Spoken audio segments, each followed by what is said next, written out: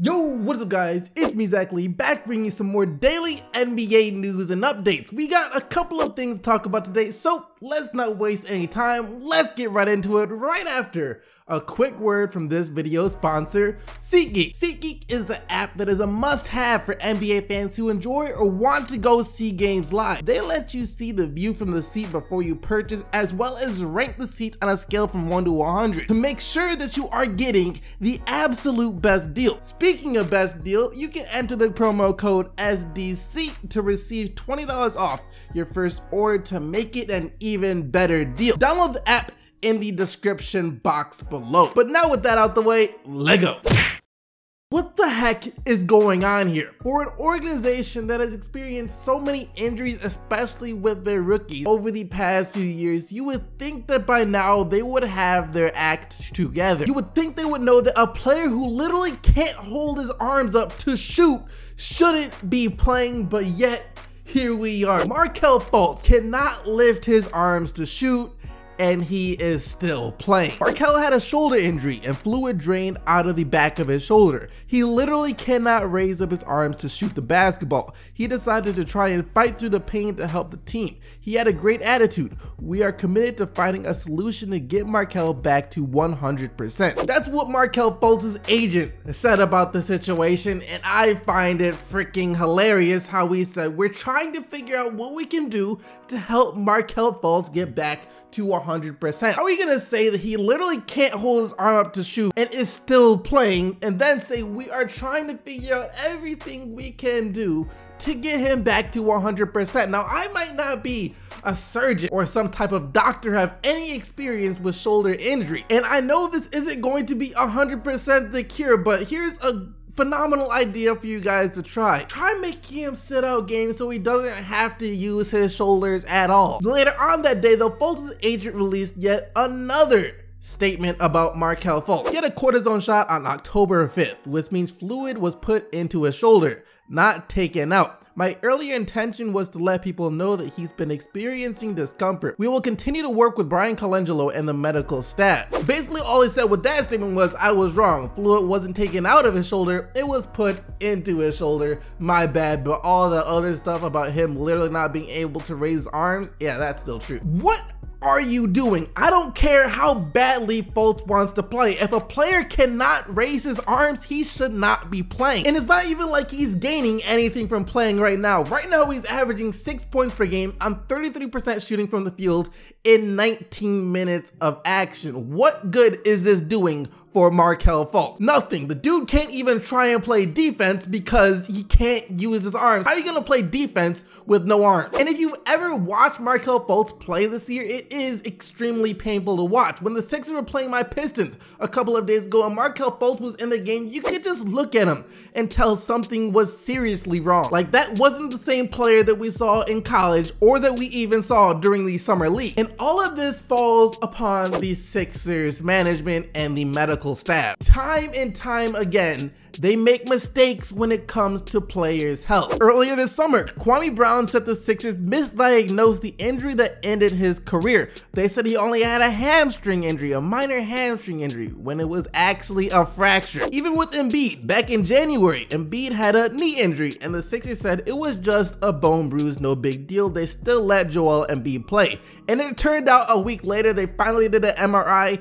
and it was a torn meniscus. They let him play on a torn meniscus. Jahlil Okafor was out with a knee injury last year, and it was only supposed to take 6 weeks to be completely healed. Yet 1 year later, he still complains of soreness in that knee. So yeah, it is extremely concerning that the Philadelphia 76ers are letting Markelle Fultz play with an injured shoulder, and the fact that they haven't come out and said what the injury was, what caused it, how long it's going to take to heal, is even more concerning. It's like they don't even know. All they know is he's having shoulder pain, so it's probably no big deal. No need to check on it. He'll be fine. It's just some shoulder pains. Play through it. That's what it seems like they are doing right now. I have no idea what's going on in Philadelphia, man, but I'm starting to think the NBA should step in and do something about this. I talked in the highlight video earlier about Lauri Markkanen, how good he's been so far this year and how impressed I have been with him so far this year. And as it turns out, a lot of people are impressed with Lauri Markkanen, including NBA legends that are still playing, Dwyane Wade and LeBron James, as after their game with Lauri Markkanen yesterday, they couldn't help but to praise him. LeBron, what are your early impressions of Markkanen?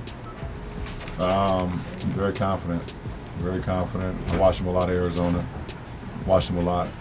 He wore my shoes a couple times, so he actually did. He did. He wore my retros. He wore my retro bronzes a couple times, and I like that. I like that. So I had to stay up very late to watch those Arizona games, though. But you know, very confident kid, can shoot. Say my money, he can shoot the heck out of the ball, and he's going to continue to get better. And the best thing about it is he get an opportunity, so you can kind of, you know, he can make mistakes, he can learn on the fly. But he's going to play a lot because he's good. He seems like he's learning. That's good. So he's a good player. Not surprised. I mean, you know, you could see if a guy know how to play basketball when you first see him right away. When we seen him in the preseason, we all said, "Oh, he can play."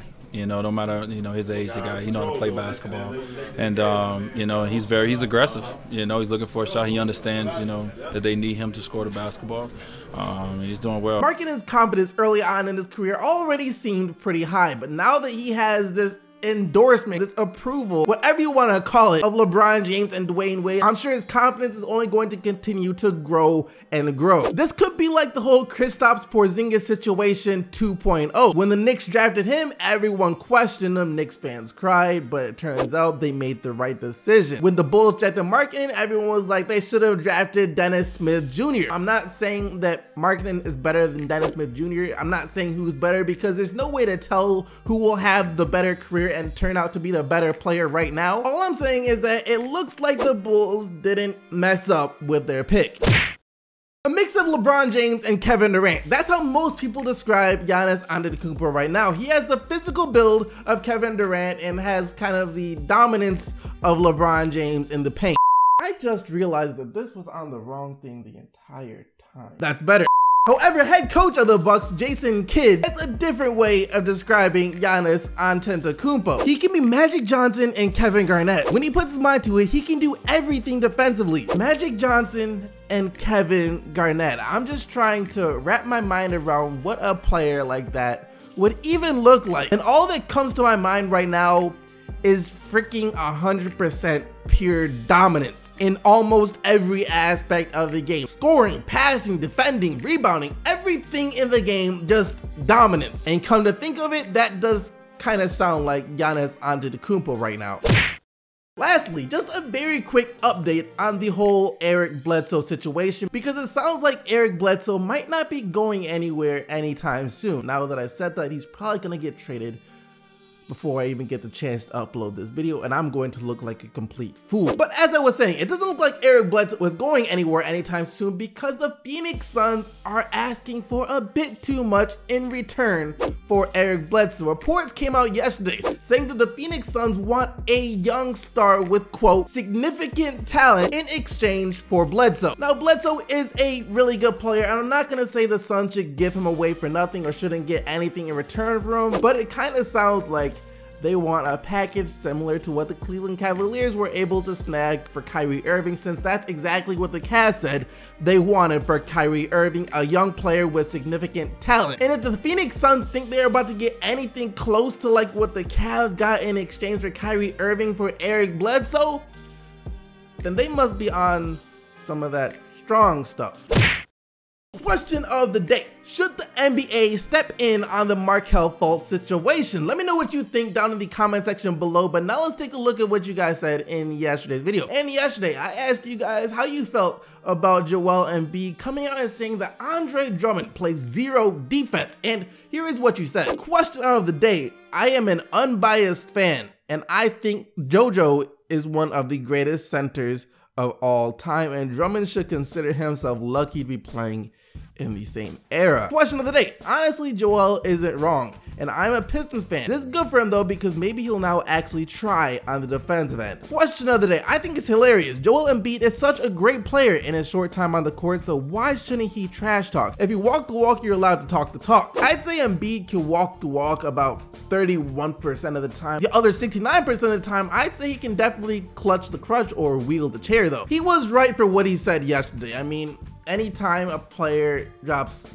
30 points and barely misses a shot, clearly the guy that was supposed to be guarding them wasn't playing much defense at all. So he was right there, and as a Pistons fan, I just hope that this lights a fire under Andre Drummond. That's gonna do it for today though, guys. Let me know what you think about all of this down in the comment section below. Thank you for watching, and I guess until tomorrow, keep getting the buckets, Team SDC, and I'm out of here.